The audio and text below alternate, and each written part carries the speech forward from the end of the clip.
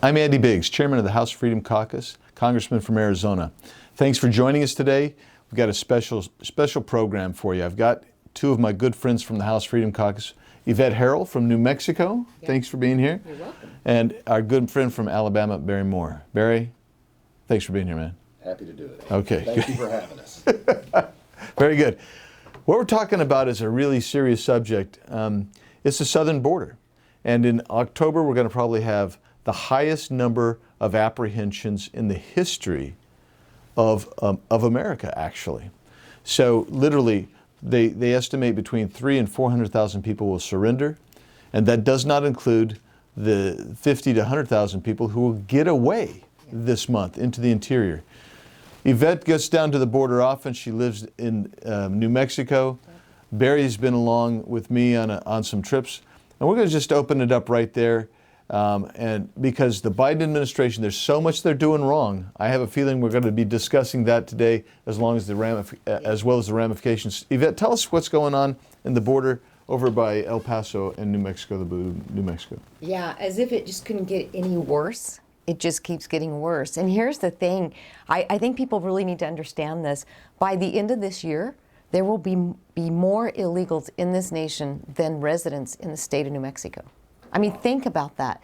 So they're not doing anything. And the saddest part of all, this could have been avoided.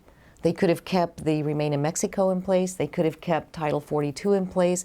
And they actually have the ability right now to secure the border, to shut this down, let us regroup, because this is overwhelming now, not just border states, because now every state's a border state. So you mentioned two policies. You mentioned Remain in Mexico and Title 42. Yeah. So tell us what Title 42 is about. Yeah, Title 42 it's a great health protective order that was put into effect under the Trump administration. What they would do is if somebody was coming to our country illegally, they would do a quick process on the border and then expel them immediately to either Mexico or Canada. And it was based on the fact that we were in pandemic. Well, after the Biden administration took over, they really eliminated using it to its fullest capacity. So, for instance, they're not using it on family units. They're not using it on unaccompanied minors, somewhat on young adults. But here's the thing. It is such an important part of the process that we introduced the PAUSE Act. And I think you've signed on to this bill. There are several co-sponsors. Basically, the PAUSE Act says, let's utilize Title 42 to its fullest capacity until all of the efforts are met in terms of the mandates of this government, that we are back to normal, no more mask mandates, travel restrictions are lifted, and that we are out of the pandemic crisis. But clearly now with these mask mandates, vaccination mandates, we're still right in the middle of pandemic, and we should be securing our border or at least utilizing Title 42. Right, that's great. Great explanation of Title 42. Very instrumental in slowing down the flow when President Trump was the president. Barry, you've been down to the border. Tell us what you've observed and what you're hearing about the border. Well, I think for us, most of us from other parts of the country that visited, you know, the panels, the steel panels that were built and stacked on the border, if you will, that were never used, that was concerning for me because we knew the border wall was working, the policies obviously were working, and when we got to hear how the cartel are using democratic policies to use to further their markets in drug trafficking and human trafficking. That was my concern when you found out that, oh, by the way, it cost you $4,000 to $5,000 to come out of Mexico. If you're coming from the Triangle Nations, maybe $8,000 to $10,000. In Syria, even they had a price for Syria, it was 20 grand, right? So when you're talking to those people and you're saying these Mexicans, people south of the border coming into the U.S., they don't have $6,000 or $7,000, $8,000 laying around.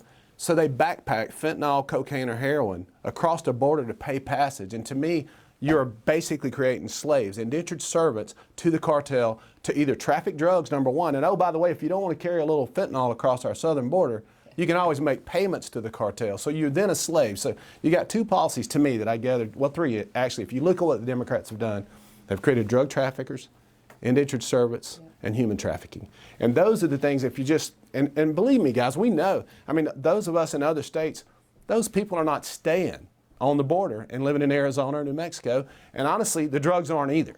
They're coming to our communities, they're coming to our schools. And so those are the kind of things that not having a border in my state, but seeing the impact, long-term policies that we're going to have how it's going to affect our communities. And oh, by the way, let's defund the police in the process. And so we're creating drugs, human trafficking, and the Democrats want to defund police. And that to me is the most shocking revelation. Yeah, I just want to kind of add on to that, because we're working, you know, or not working, but we're seeing this administration that claims to be all about, you know, women's rights, children. They have this concern for you know, women and children.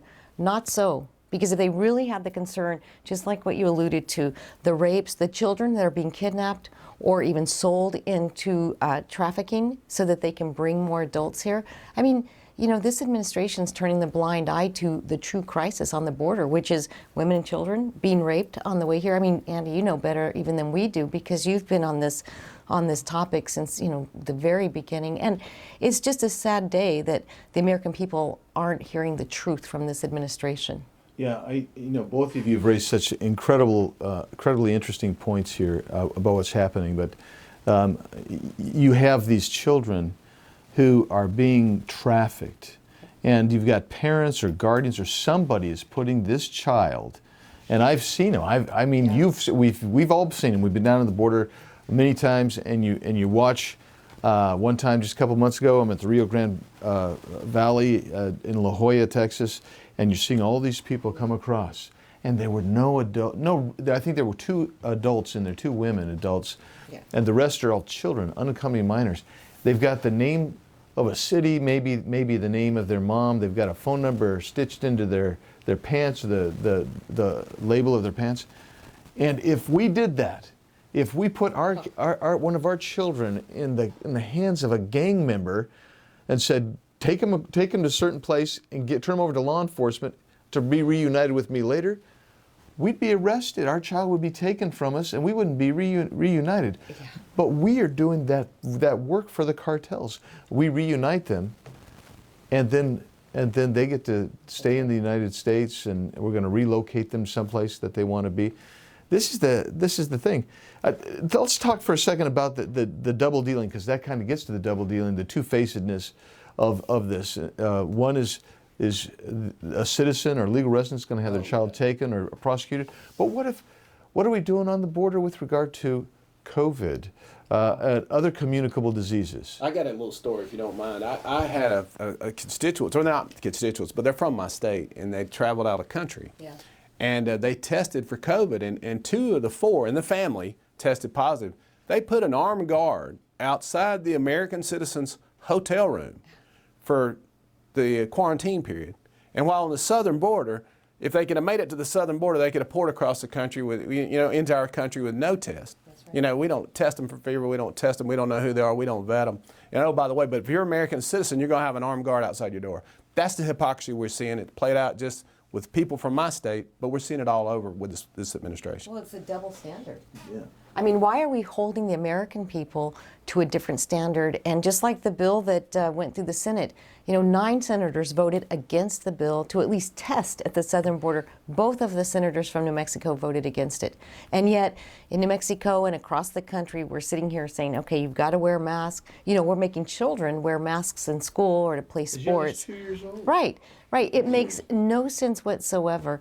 We're actually really sending a mixed message, but the truth is, people only get the truth from listening to something like this, because they're never going to report this on the news. They're never going to report double standard, and the border czar is never going to do her job. In fact, I'm quite sure that our office has met with more consulates than she has, more ambassadors through the Northern Triangle. She went to the border. She went to the tarmac of El Paso, and for some, you can see into Mexico, so that might be as close as she gets. But the point is, they act as though there's not a problem, and it's not just America now, and through those meetings, like the Panamanian government and others, they're feeling this hit too. They're feeling the squeeze. They're now concerned. In Panama, they're going to have up to 200,000 illegals come through, and their entire population is only 4 million. Yeah. I mean, so this is really a ripple effect. But the double standard and what we're doing, and like you said, letting the cartel lead the charge on this, they're the ones making the money. They're the ones making the decisions. So we have had in this fiscal year, so October 1 of last year through September 30 this year, about 1.7 million illegal aliens apprehended, right? And 500,000 gotaways.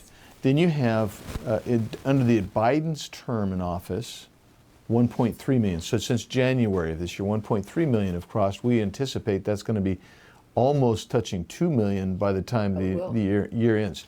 Right now, gathering in southern Mexico is a group of largely a group of Haitians who are Haitian nationals that have lived all over South America. Right. They're gathering together, about 95,000 of them right now. They've said they're going to start for America Sunday, this coming Sunday, and one of their leaders, Irineo Mujica, from from Pueblos Sin Fronteras, has said that they're ready for war. They're coming for war. Wow.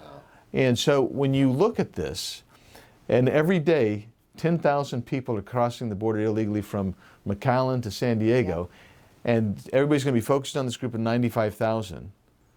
And what can be done? Is there something that can be done to stop this if people wanted to stop this? Yeah, well, here's the sad thing. This is what an exact picture replica of what failed leadership looks like. This is failed leadership. And here's what's sad. We met with the Haitian ambassador just a couple of weeks ago, and here's what they said. Same thing, these people they haven't necessarily lived in Haiti for they've been all over the region. Right. But they're coming, and he said, we don't want them back, but you can't hurt these people. What? I mean, this makes no sense at all. We've got to protect the sovereignty of our nation. And what concerns me is, like you just said, they're coming for war. What does that mean? Yeah. And if we really wanted to stop all this administration could stop it immediately. They could secure the border. They could start building the wall, give our men and women in the Border Patrol the tools they need, whether it's through technology or budget dollars, boots on the ground. I mean, why are only a few of us sounding the alarm, taking this seriously, when this administration, it's their problem, but we're the ones that are going to have to fix it? Yeah, I mean, I view this, I like when you say this is a leadership failure. I think it is a total leadership failure, and it's a policy failure. I mean, you talked earlier about a couple policies that when they were in place had a tremendous disincentive to come across. This administration has basically said, come, we're going to let you in. And how many times have you asked someone at the border? So we were there, I was down in Yuma last week, why are you coming? Well, we were told we can come now. Right? Right. So reinstitute, remain in Mexico. Reinstitute the full Title 42. Reinstitute the agreements that we had with the Northern Triangle states. They're losing some of their population that they would love to keep there. Workforce. Their workforce is coming up here. You could actually expedite your asylum request hearings by moving your judges to the border. Because 95% of them are bogus claims, and then you would be able to remove immediately, expedite removal. And something else that a lot of people forget is there's 1.2 million people with removal orders in the U.S. that Biden administration has told them, we're not going to look for them, we're not going to remove them. And so you do all that, build the fence, and actually have a leader who stood up and would say, you're not welcome here. Right. We've got to get a control of our border. I think you could stop it in a few weeks. I think you could. Here's what just drives me crazy. I mean, we're really back to just catch and release. Absolutely. I mean, do you know a year ago in President Trump's last month in office, and correct me if I'm wrong, but I'm pretty sure there were only 17 people released. And now it's in the thousands. Yeah. But here's the thing. When they're doing the catch and release, here's the paperwork, and this is more of a suggestion. Come back to court on some date in the future. But here's what's crazy. They never show back up, right? They never will, and nobody's going to look for them. But here's the thing. Here you're illegal. Here's your paperwork as a suggested come back and go to court. But oh, by the way, we want to pass a bill so that we can dig into your personal finances, get the IRS after you spend $600 or $10,000 annually, so that we can know when, how, where you're spending your money. And yet, have fun in our country. They're not even worried about their spending. It is all about the double standard and how we are putting Americans at a disadvantage to the rest of the world. This goes one of two yeah. ways. I mean, if you look at it, it's going to go one of two ways. Either we're going to have to pay for their education, their health care, and try to figure out how to feed them as a nation, or they're going to displace American workers, and then the American workers are not going to have jobs. And it's primarily going to be blue-collar workers. It's not going to be your white-collar, college-educated hierarchy. It's going to be the people in the communities that are blue-collar. And so this 2 million people that are coming, one of two things is going to play out. We either figure out how to support them, either send them back, or they displace American workers. Yeah, but you know what's the most frightening thing about this? We're talking about these numbers that are actually very close to real. I mean, we'll know obviously at the end of the year, but here's what's scary. There's not a backstop. You know, we're just talking about for this year. Think about going now into January, February. I mean, these numbers aren't going to start going down, and we don't have a leader that will actually put their foot down and start putting Americans first, American policies first. I mean, they're happy to dilute, to me, the sovereignty. So you're exactly right. I mean, this I can give you why I think they want to do this, but they're in an open border policy, absolutely. And polling data has indicated in the Americas alone that if people think they can get there, somewhere in the neighborhood of 42 million people would like to enter the U.S. and come up here. And I want you to think of what trying to assimilate 42 million people over the course of even 3 or 4 years would be almost impossible. What you're seeing is a diaspora from the all over the world coming to the U.S. and mass migration. Let's talk a moment about Del Rio and what happened in Del Rio. The numbers I have are a little bit different than were publicized. My numbers came from CBP officials who were willing to talk to me. Yeah. They said the number was really between 26 and 30,000 people that actually flowed through Del Rio over 7-8 days. But the under the bridge number was typically 15,000, and that's where that number got started. I said, well, how did this start? I mean, because when you look at it, these were Haitians. This doesn't happen organically. Somebody has to organize. Of course. Yeah. And a lot of these people, not all, but a lot of them, when you see them get to whether it's Del Rio or it's different in New Mexico, we can talk about that in a minute. I'm not sure Arizona, but you know, a lot of these people don't look like they've been on a rough trail. Arizona, same way. I mean, they don't look rough. Now, when you get to down on those ranches in New Mexico, because it's primarily cartel. I mean, they are, you know, this is everybody that's coming, they are dressed in camouflage. They have the carpet shoes on. It's a completely different situation. And it's interesting because I've been down to our border down on the Johnson Ranch, down to Columbus, and it's very rural.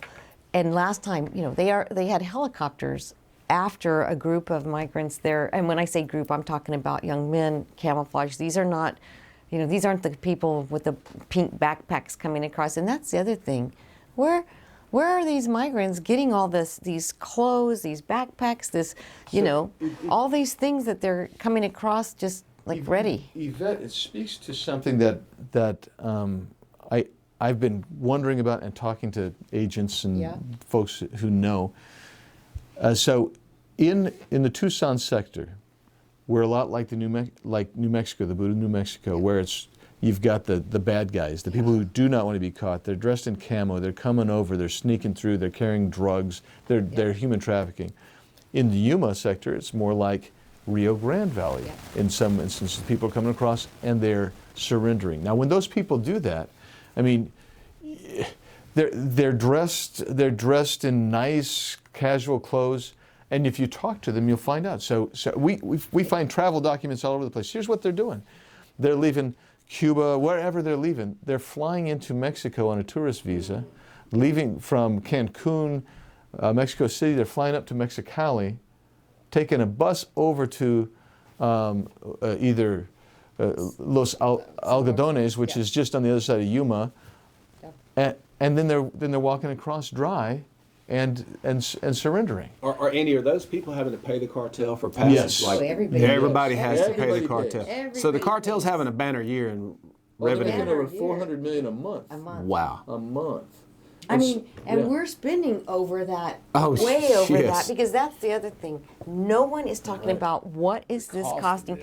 Well, it's the housing, it's the Well, transportation. the emergency intake center at Fort Bliss, when you and I went, Yeah. remember the Admiral said, well, he's like, well, we're building the buses, we drive it. We've never had this kind of unaccompanied minor traffic in our country. Right. And so that was the thing with us. It was like, wow, what is that costing? I mean, we're building this emergency intake center to handle all these young people. We're feeding them, we're clothing them, and oh, by the way, we're busing them to other cities. Yeah. But the cost of food, like you say, food, clothing, medical, everything. And what's the killer is we have homeless veterans on our streets in every single district in this country, and yet we have not even so much as lifted a finger on trying to help them, help them up out of poverty, up off the streets. Of Americans Last. With this it is. Every single step of the way, whether it's energy policy, immigration policy, It whatever the started case day may one. be, it is America Last. Yeah, it is. To me, it's just mind-boggling to see this. I was talking to you guys before we came on, and I got a call a couple weeks ago, and it points to what we're talking about. A guy, one of the agents says, "Hey, Andy, we just put 122 kids on an airplane. We're sending them out of one of the southern Arizona sectors. We're going to send them to California for processing, and then they're going to go out through the country." And I said, "Well, what that's not unusual, right? I mean, we've reached that point where that's knowing that, right. That's happening all the time." He says, "Well, what's unusual about this one?" And we're seeing this isn't unusual anymore either. 63 of those 122 unaccompanied minors had tested positive for COVID. And I said, did you isolate or treat? He said, they put them on the plane with the other kids, and they flew them. And this is what's happening on a regular basis. You get in people with COVID, TB, measles, any number of communicable diseases. Yep. They're coming out, and they're going all over our country. I was doing time down in Antelope Wells, and which is, it's got to be the most isolated port of entry I think I've ever seen. And the guy was telling me, he said, and I said, well, what diseases have you seen? And so he starts listing through Hansen's disease, all of these things, And he said, and then there was a guy, and he had this biological thing that was actually eating the skin off his arm, and the doctors could never identify what that was. And we are asking our Border Patrol agents to treat all these folks, and we're not, or to work with them, process them, etc. And we're saying we're going to mandate you get a COVID vaccine, or else we're going to fire you. Yeah. I mean, I don't know how many thousands of agents we might lose when we're already down agents. And golly. And the tragedy of that is these agents have been doing this since March of 2020 when nobody knew much about COVID. We were all kind of like, this is kind of a new virus, we're not sure. They've been doing this for forever now with their hands tied behind their back, and oh, by the way, now if you don't take the vaccine, we're going to fire you. Whatever. Let them make the decision. We know that we've lost, I think, over 30, almost 3 dozen agents through COVID-related illnesses. Let the agents make that decision. It's about liberty. Let them choose. Well, that's because this administration doesn't believe in it. It's Big Brother. It's what they say. It's what but they don't understand. When you start impeding on those individual rights, our freedoms, and like you said, there's probably dozens of agents that would walk away. What then does it look like? But there is no regard, because and I say this a lot, I've lost friends from COVID, so I get it, it's serious. But if it was as serious as this administration would want us to believe, then why in the world are we not securing the border? Why are we flying children that are COVID 100,000 a month all over? And taking it just really quick another direction. Same thing with the Afghan refugees. Right. I mean, close down everything, in those areas because of the measles outbreaks. I mean, the bottom line is this administration has lost their ever-loving minds, and it is America last. Absolutely. And we send the Cubans back, though, because they might not vote Democrat. Well, they probably would never vote Democrat, but the thing of it is it's just the more we can make people understand the double standard. You have to get vaccinated, but oh, hey, you don't. And your constituents. I mean, guarded at a hotel because two of them tested positive, and you're right. If they could have just ran around through Mexico, they'd have no big deal. They wouldn't have got tested. Yeah. So the other thing too that I find really intriguing here is a lot of people think, oh, this is a xenophobic, racist type of position that we have. But if you say, well, how many countries do you think send illegal aliens into our country every year? They have no idea. Nope. How about over 140? That's right. How about over 140 nations? When I was there, and you went just last week, we're having a meeting with some of the sector chief, etc. And they came and said, we just got a guy from Syria in the Yuma sector. See, it's crazy, and I can't remember the exact number. You might know it. Sheriff Lamb, he was up here earlier this week visiting, and the percentage though of known criminals. I mean, like really that. I mean, we've heard Brandon Judd and others say the numbers are growing, but now it just amazes me. And I think if you stop and talk to average citizen, and say, hey, would you feel comfortable with your children being alone at home? Or, because again, this isn't just border states. Every state's a border state. And with That's what I love uptick, about Senator Cruz's new bill. oh, we all need to get behind it. Yeah, and that's bring a great yeah, bill. Port of entry's going to be in Martha's so you- Vineyard. so- That's so one of you- them. I thought yeah. that's a great That's a idea. great Tell us about idea. that show. Yes. Yeah, go ahead, Barry. Well, so I Ted love Cruz this. introduced a bill this week. We were talking about it at one of our meetings, and he's gonna designate a lot of these port of entries, like in Martha's Vineyard, where the Democrats and all the progressive rich Yeah. elites hang out. And I thought, rather than ship them to Mexico and into Arizona and Texas, why not let them come through those ports of entry where the ruling class Democrats live, and see how well they like a Since it's couple of always- million a year. It's a high-class problem. Everything else, let's make this a high-class problem too. And I think his bill is incredible. It just paints hypocrisy. It's what we've been talking about. It's exactly if they right. really believe that, they'll pass it. Yeah. But I guarantee you won't get a Democrat senator to vote it. Yeah. no. No, they won't even move it to the floor. No. I love the bill. Very creative, but it makes a strong point. And you know what? If you were going to do it, why wouldn't you do it to some of those places? Because everybody should be taking some of these folks, 100%. and the numbers are fantastically high. Yeah. So let's talk about Del Rio one more time. So when Del Rio happened, you had all these people there in the sectors there.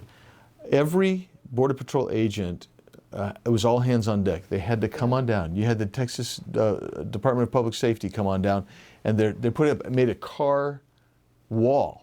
So, so that the people would come and be funneled over to where the bridge is, so they wouldn't be just willy-nilly getting through. You have some modest amount of control. Organized invasion. Yeah, an organized invasion. An Article 4, Section 4 invasion. Exactly. Yeah, there you go. Yeah, but at the same time, you had over 200 miles of that border sector going unchecked. Yep. They had the cameras on, and they had people working the cameras. But as you're watching people come through, you had no agents to interdict them, to stop them, and that went on for 7-8 days, and that's happening all along the border. Well, let me tell you. I mean, and it is, and what's happening in, the El Paso sector. I mean, and it's interesting because the sectors are the same and then different in certain ways. But, we are off by about 120 agents. Why? Because we've got them all indoors, processing these unaccompanied minors, processing these family units, babysitting.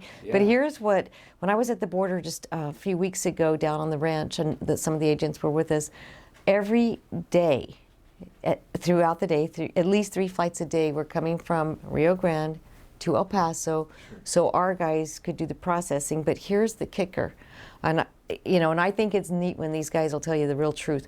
They are told in El Paso to utilize Title 42 on adults, but not on any of the ones they're processing from Texas. From Del Rio, and Del Rio's not even doing it. Wow. And here's another thing that's sad.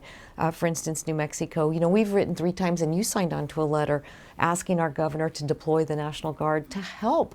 I mean, no one is really understanding, unless you've seen it like you guys have, the stress that we're putting our Border Patrol agents under, But we've asked her to deploy troops 3 different times just to help alleviate some of the tension and the stress and the overtime. And, they're happy just to let these guys Andy, one of the work themselves you to talk death. about Del Rio being a diversionary tactic, or at least not being able to enforce the rest of the border. One of the things as just a person who doesn't have a border, obviously, but traveled out was, we all saw the video that went viral where they dropped the 2 little girls over the wall. You remember, like a 3-year-old and 5-year-old or something?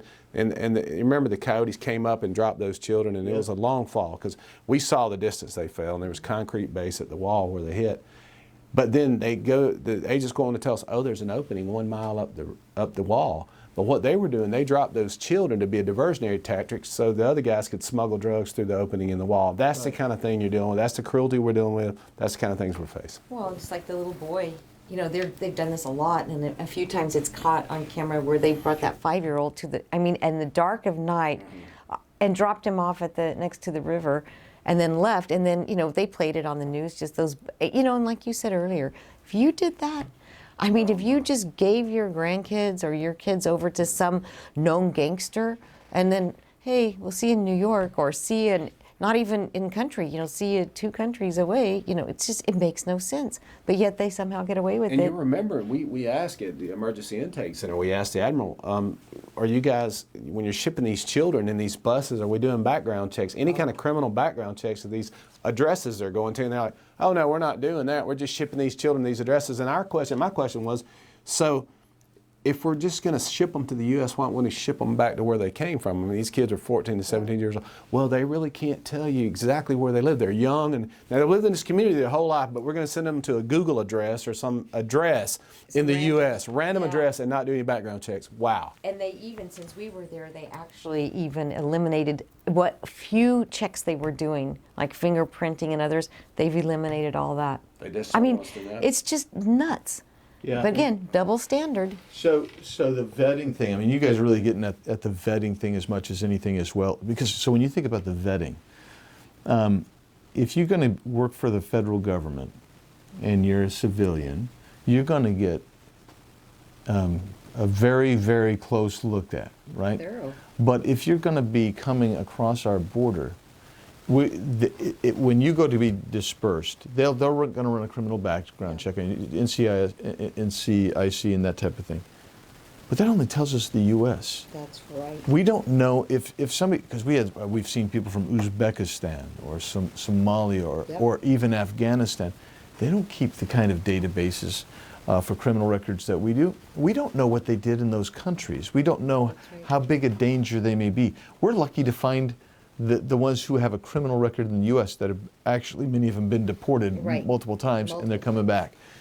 This is really, it's a national security issue, and if we, I know you, my frustration, I know Yvette feels the frustration, I know you do, Barry.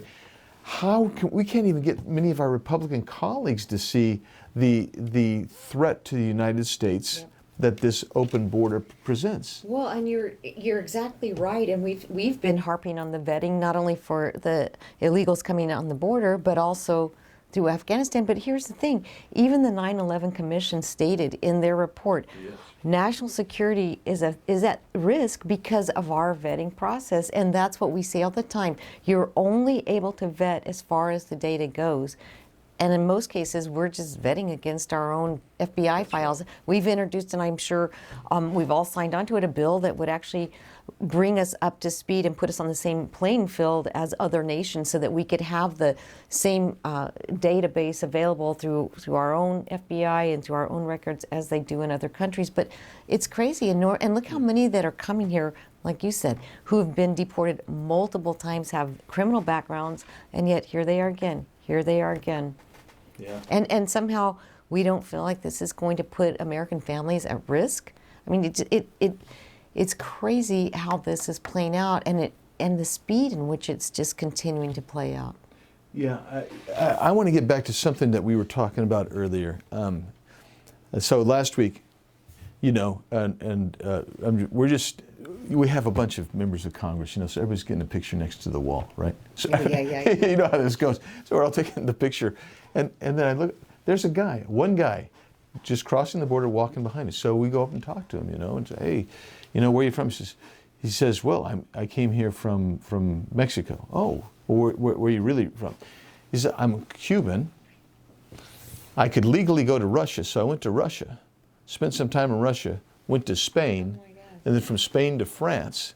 From France, flew to Mexico City, flew on up to Mexicali, took a bus over to Yuma and crossed. Now, I want you to think about that.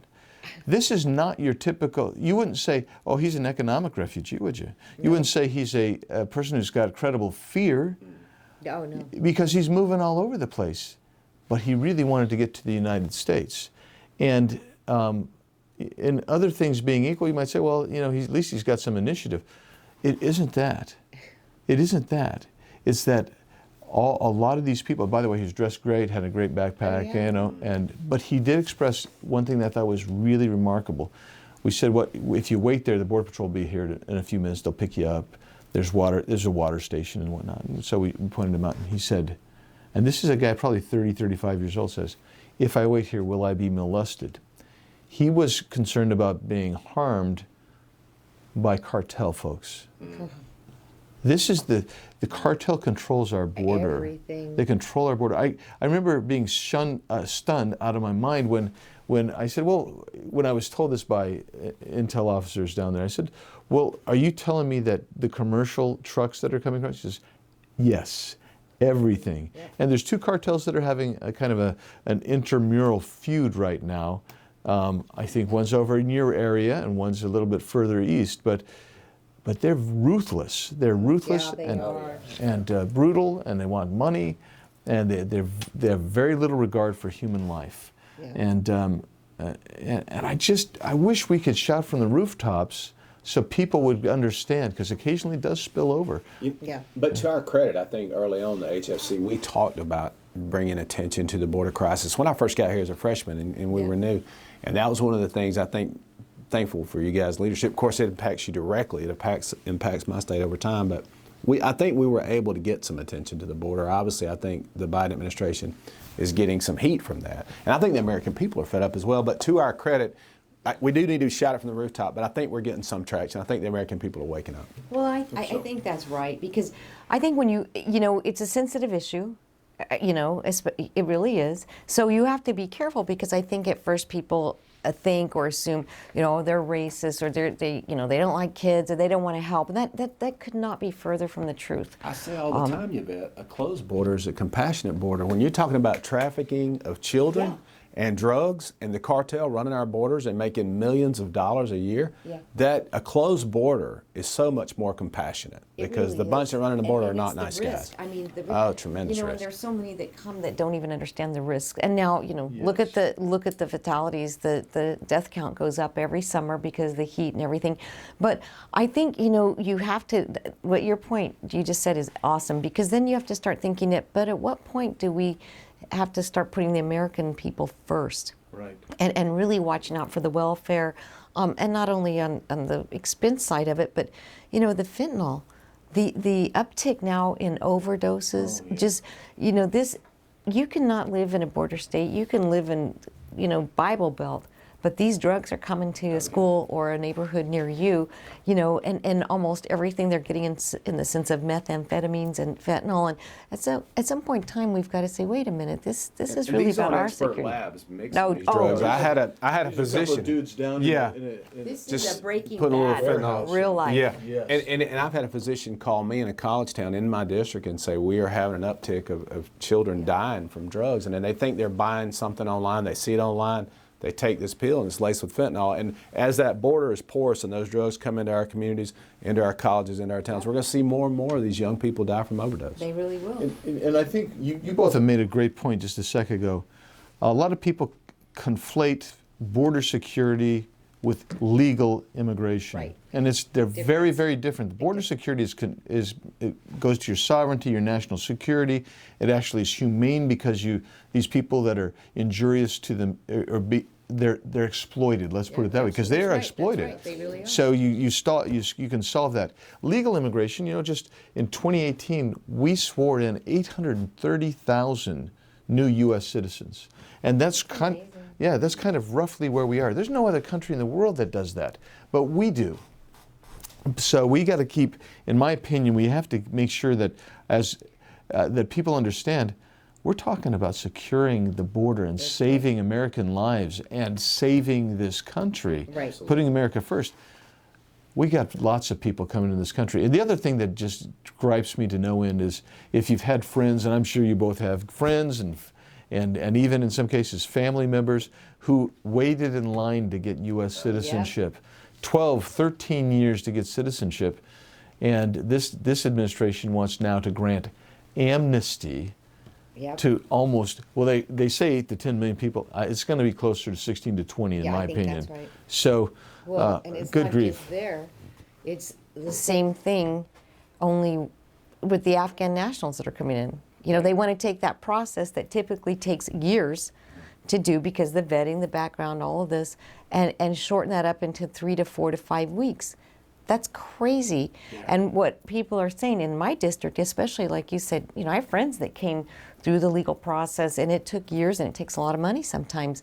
They are not happy about this, and because again, you know, it's that double standard. You know, it's making one group of people wait in line and the other not so much. Well, what's the incentive for anybody to wait through the process? You know, they're vested, of course. They're already in line. They're waiting, but it just makes no sense whatsoever.